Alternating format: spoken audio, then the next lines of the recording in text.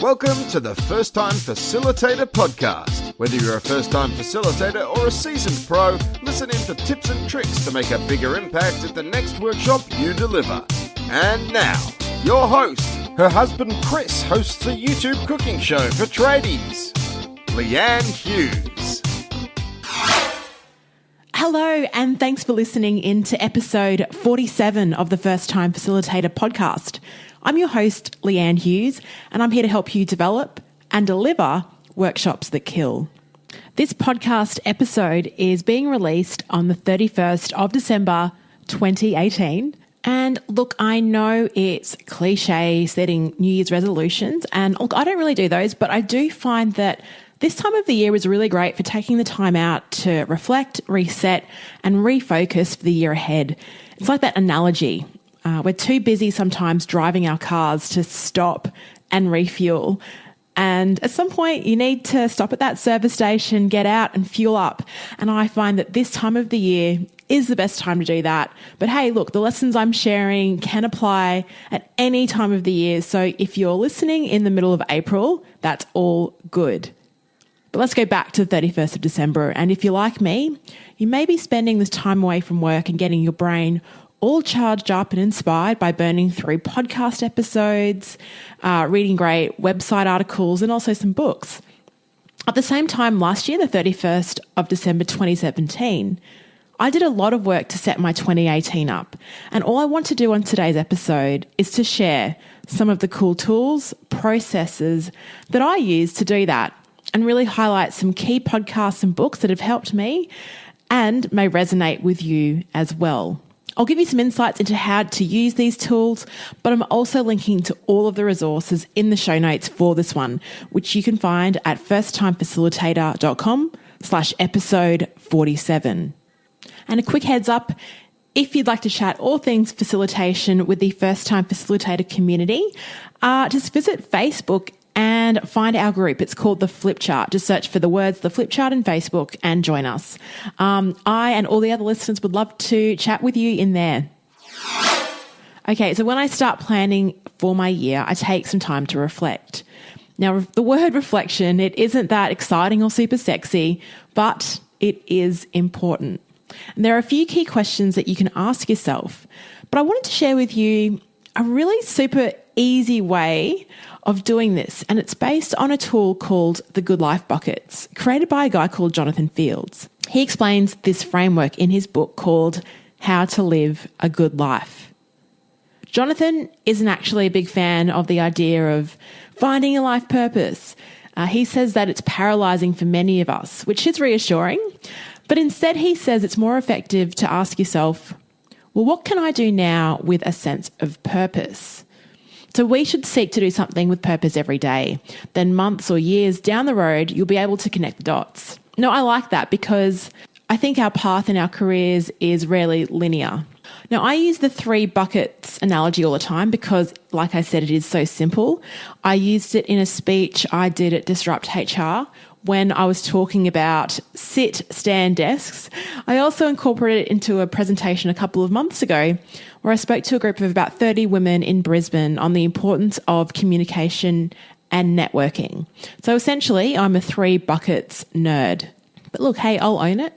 So this bucket framework offers a way to look at the life you're living very quickly and easily access what's working and what's not, and instantly know where to focus your energy to make things better. Once you know this, then you know what you can do about it to make it better. So imagine that there are 3 buckets that all of us have: our vitality bucket, our connection bucket, and our contribution bucket. Let's start with vitality. So this bucket is all about the state of your mind and body, and it includes things like exercise, getting a decent night's sleep, and eating well. It also includes mindfulness, being grateful, and doing whatever you can to reclaim your authenticity and to feel good in your own skin. That's the vitality bucket. The connection bucket is to do with your relationships.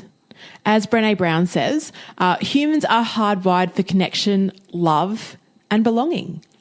And some studies have even demonstrated that this sense of belonging is even more important in some ways than physiological needs. So if you're feeling a lack of connection with yourself, with your family, friends, or community, that means your connection bucket is low. The third bucket is the contribution bucket. Now, this is all about how you contribute to the world through your job, your calling, your purpose as a facilitator. I added the as a facilitator part. It's not mentioned in this book. How you contribute through creative ventures, volunteer work, and so on. So the important thing to recognize with this bucket is that it can look very different from person to person, but without something filling it, feelings of emptiness and disconnection begin to loom. So depending on what your paying job is, you may feel this strong sense of contribution through your work, or you may have a job that may not feel as fulfilling, but you're also fulfilled in other ways outside of your role, so by contributing through family, friends, and other organisations.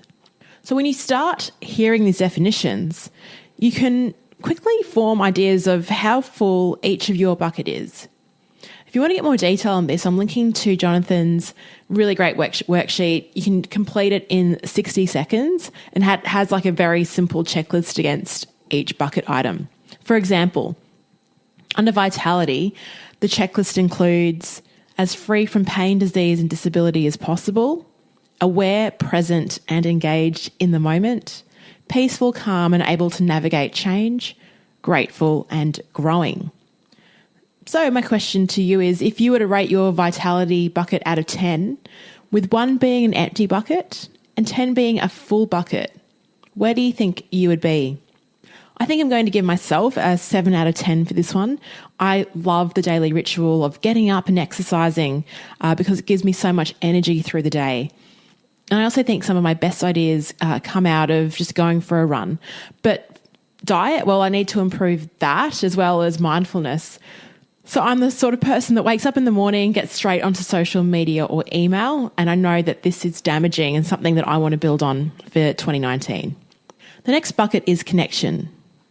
If you have a full connection bucket, you feel loved without condition, you feel strongly connected to good friends, you feel a sense of belonging to a like-minded community. You also feel connected to something bigger than yourself and a strong sense of connection to your environment. So how connected were you in 2018? If you had to give yourself a rating, what would it be? Now, I'm going to give myself a 6 out of 10 for this one. This year, I've been paying way more attention to the other 2 buckets. And while I'm definitely feeling a stronger connection with myself, my husband, immediate family, just ask some of my mates, I honestly have not been great this year with keeping up my connections with close friends. I've been busy working, exercising, and building up this podcast and side hustle. At the same time, I've been pouring a lot of effort into meeting new people outside of the corporate world. So 6 out of 10, I think it's pretty reasonable. How do you think you went? Finally, the third bucket is contribution. If you're high on this one, you feel a sense of meaning in the way that you contribute to the world. How your strengths and abilities are fully tapped, your actions are aligned with your values, you feel a sense of purpose and passion and feel lit up, sparked, and absorbed. Now, from hearing those definitions, where are you on the contribution bucket? I think I'm about an 8 out of 10 for this one. It really was my focus for this year. So at work, I had the opportunity to work on some really fulfilling projects and traveled to both Indonesia and Mongolia. I started an internal mentoring program for the business, but also having this podcast has really boosted my contribution bucket tremendously, knowing that each episode is having some kind of impact on you, the listener, and nothing gives me more joy than getting those responses to episodes and hearing from all of you. So thank you so much for spurring me on this year and filling my contribution bucket. So now that you know a bit about the buckets and you've had a time to think how full yours are, I'll explain some rules that govern these 3 good life buckets. So essentially, the first rule is the fuller our buckets, the better our lives. When all of our buckets are spilling over, life is wonderful. However, if any single bucket runs dry, there is pain. And if you've got 2 buckets running low, you're in a world of pain. Now, over the course of our lives, our buckets leak, and that's the second rule. Our buckets leak? No. So our job then is to continue to take stock of our bucket levels and circle around, filling each bucket as needed. So let's talk about the vitality bucket as an example. So you may be training for a marathon and be super fit. And then once it's over, you think, what a great achievement. I'm going cold turkey now, but I'll maintain my fitness. And we all know if you're not maintaining it, the bucket leaks. And a few months down the line, you may even struggle to run 10 kilometres. So what's happened here? Yes, your vitality bucket is leaking. Same with relationships. If you're not staying in contact with certain people and making the effort to catch up or shoot them, just some kind of sign that you're thinking of them over the course of time, you'll find that the relationship with you had that person has maybe changed. Of course, there's people in our lives where we can catch up once every 2 years and it's wonderful. But I really do believe Jonathan Field's theory on this about the leaking buckets, especially when it comes to connections as well. Now, the third rule is that all the buckets are connected, and that's why it's really important to figure out which bucket requires some attention. So, for example, if you're pouring 110% into the contribution part of your life, into your work, but you're overworking to the point of sacrificing your vitality or connection buckets, this will actually prevent you from doing your best and most effective work. Isn't that interesting? Yeah, so that's the 3-bucket model, and I urge you to give it a go. So grab the worksheet. It only takes you 60 seconds, and I'm linking to it in the show notes. And once you know which bucket needs to be filled, you can then identify strategies or things you can do to start topping them up and refocusing for 2019. Some other key questions that you can ask when reflecting on your year are questions like, when did you feel most inspired or in the zone? What projects did you really enjoy working on? When you had the most energy in a conversation, you felt like you were riffing on a really great level, who were you talking to? 2018 was a pretty big year for me, primarily as a result of starting this podcast. Now, I actually reflected on these type of questions when I was completing my self-appraisal as part of my annual performance review this month for my day job. And I reflected on the things that I really enjoyed that were a bit of a stretch assignment, well, more than just a bit of a stretch, but that gave me joy and made me think. The people that I was around.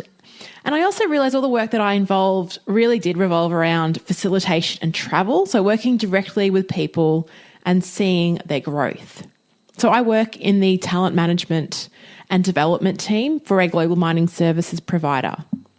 Our team is really quite small, but we service over 14,000 people around the world. So a lot of the time, to be effective, you need to be strategic. You set business process and coach other people, HR business partners or learning and development folk. And they're based in each region or country, and they embed and deliver the initiative. So from this reflection exercise, I realised that I loved having the direct impact and assisting with my colleagues in country or directly facilitating. And in reality, the time that I spent doing this, the stuff that I loved the most, was only about 20% of the time. So knowing this, I took some action and I resigned. It was tough because I actually love the company and the people. So it was a very difficult decision to make. But I've now decided to go out on my own as a consultant so I can hopefully then spend 100% of my working days. And I know that's not true, but I'd love to get there. But 100% of my time working on the stuff that really drives me. So facilitating great experiences and inspiring others to do great things, and also making this podcast a little bit better. So my last day at the company is the 1st of February. And then from that day onwards, I'm a free agent, which is very scary. But anyway, this podcast isn't about me leaving my job or talking too much about myself. I just shared this with you to demonstrate the power of keeping tabs on when you feel good and when you know that you're playing to your strength. And then if you start collecting these thoughts and taking notes, what can you do as a result to transition that into action so you can start doing more of that? So those questions I highlighted before: where did you get the most energy in conversation? What projects were fantastic for you that really gave you joy and that stretched you? Those are questions which underpin my favourite career development book of all time. It's called Pivot by Jenny Blake, and I've mentioned this book on previous episodes, I'm sure of it. So this time last year, I listened to Jenny Blake's Pivot podcast episode called Set Your 2018 Pivot Strategy. And I'm going to listen to it again this year and write notes down to all of the questions she asks. So if you're serious about making 2019 a wonderful and actionable year for you, I 100% recommend you listen to this one. She talks about pivoting and how you have your best chance of success by doubling down on what's working, envisaging what success looks like 1 year from now, scanning for people, skills and projects that interest you, and building on your strengths and vision. Then, instead of making some massive change, which is what I've just done a couple of weeks ago, but I've been working through this method for about 16 months prior, what you can do is set up a handful of small experiments to let you know which of the pivot experiments gain the most traction of their own. So it's a really kind of low-risk way of sussing out what you're going to do next. When she talks about setting intentions for the new year, she suggests that you go and start large and set a theme for your year. Now, ideally, once you start doing this, the themes for your year follow a nice flow. So, for example, last year was the first time I did this, but my word for last year was action. So 2018, the year of action. So the word action underpinned my every move, and it made me say yes to things when I really wasn't sure, and I'm so glad that I did. So having this as my criteria inspired me to fly to Singapore to attend a 3-day workshop. It made me accept an opportunity to speak in front of hundreds of colleagues at a huge work event. Well, look, I probably would have done that anyway. And I've loved the theme action, but I've created all this cool stuff and I'm kind of working on the fly. So I've decided this year it's time to consolidate, and I'm calling it the year of maintenance. You might think maintenance? Leanne, that sounds a bit boring. Yeah, but I need it. The year of action has been crazy. So now I've developed all of this stuff and met great people. I need to start figuring out clever ways to maintain the ideas, the projects, the relationships, as well as my vitality, maintaining good sleep patterns now that I won't have a routine day job. I'm really interested in how my productivity will play out after the 1st of February, knowing that I won't have to be in an office for 9 hours a day. So how will I keep myself motivated on task? But on the flip side, how do I know when to switch off? Because I can work whatever hours I want. So Michael Hyatt from michaelhyatt.com has a really neat tool, a start of day, end of day checklist to help you structure your time when you wake up and go to sleep. Now, I kind of pride myself on my morning routine, apart from checking my phone first thing. But I believe in 2019, I'll need to start using a structured evening ritual, like a maintenance checklist. There's how my year is playing out, to help me switch off. And there's a cool link to evening rituals that I'll link to in the show notes as well. So once you have your theme for the year, you can start mind mapping how that will play out in your life. I've just given you an example of maintenance playing out in terms of an evening checklist. So Jenny has a wonderful video, which again, I'll link to in the show notes, which explains how to do this in more detail. But basically, just grab a piece of A4 paper or your trusty iPad and Apple Pen to all those fellow iPad fans, and write 2019 and your theme in the middle of that page. So I would write 2019, the year of maintenance. Once you've done that, then you can compartmentalize your life under categories. So things like health, exercise, work, purpose, finance, relationships. Or if you want, your categories could start off by being those 3 good life buckets I spoke about earlier: vitality, connection, and contribution. And then you can delve down, draw it out further with your mind map. And so a topic under vitality could be diet, exercise, mental health. Just sketch this out. Once you've done that, write down 1 or 2 soul goals against each topic. Soul goals are different to regular goals, so these are not your shoulds. Soul goals are the type of goals that get you super excited. Like if they actually happened, you'd go Burko and start dancing around the house. Okay, so for those listening outside of Australia, Burko is actually short for the word berserk. I use it a lot. So these soul goals are the things that you kind of feel a bit silly writing them down because you think, how on earth will they happen? It feels like a huge stretch. But definitely take time out again to listen to Jenny's show and complete these questions. And she also asked this question: write down the 10 people you want to connect with most in 2019. When I did this exercise last year, I wrote down my favourite podcasters, Pat Flynn and Jordan Harbinger. And if you've been listening to the show, I've spoken about this quite a bit. But in October this year, I was the MC at a podcasting event where I introduced them both on stage. And then I got to hang out with them for 3 nights at a speakers retreat down the Gold Coast. That's just insane.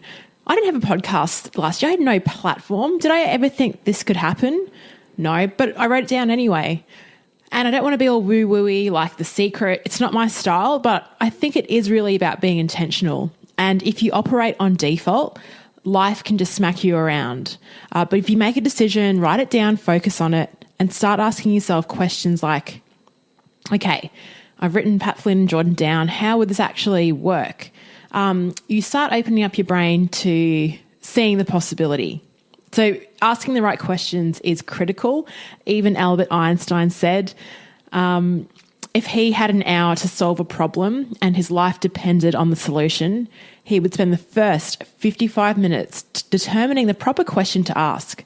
For once he knows the proper question, he could solve the problem in less than 5 minutes. So now that I'm leaving the safety of my corporate job, one of my favourite questions that I also have to give Jenny credit for is this one: how can I earn double the money in half the time? So I'm starting to ask myself this question constantly. And as a result, hopefully I find new and exciting opportunities as a result. So yeah, take the time out, mind map what that is for you, what your soul goals are. Then once you have this high level plan in place, you can start chunking it down to determine what tasks you need to do to make that happen. Finally, another book, which is an oldie but a goodie, is Napoleon Hill's Think and Grow Rich.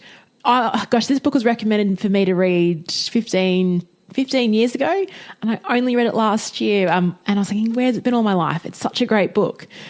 As part of it, you meant to write down this intentional statement about how much money you want to make, by when, and how you'll achieve this. So I created this type of statement and I converted it into an image using Canva, or there's a ton of apps that you can do to just write down something and save it as a JPEG. And I put this on my iPad wallpaper. So all through the year, it was there reminding me to stay on task. Okay, so this is just going to be a quick episode and that's it. I mean, all I really wanted to do was highlight some really cool and simple but effective tools that will help get your divergent brain thinking about the possibilities for 2019. I'm really excited to make it my best year yet and maintain my focus across the 3 good life buckets. If you are working through this process and you're listening and you're mind mapping, just doing a self-assessment of your buckets, wherever you are now, I just challenge you to stop the podcast and shoot me a DM on Instagram. It could be a photo of you fist pumping. It could be a photo of you mind mapping, or just write down and let me know what's one thing you learned from this episode that you may use in 2019. I'd love to hear from you. So thank you for listening in, and I am so looking forward to chatting with you in the new year. Ciao. Thanks for listening to this week's episode of First Time Facilitator. Make it easy for yourself and don't worry about having to find First Time Facilitator episodes ever again. If you just click that subscribe button in your podcast player of choice, that makes it really easy for you. I'd love to hear your thoughts on the show. You can either DM me on Instagram at First Time Facilitator, tweet me at Leanne Hughes, link up with me on LinkedIn. You can just search for Leanne Hughes, or join the Facebook group, The Flip Chart, and stay engaged with fellow listeners. Chat to you next week.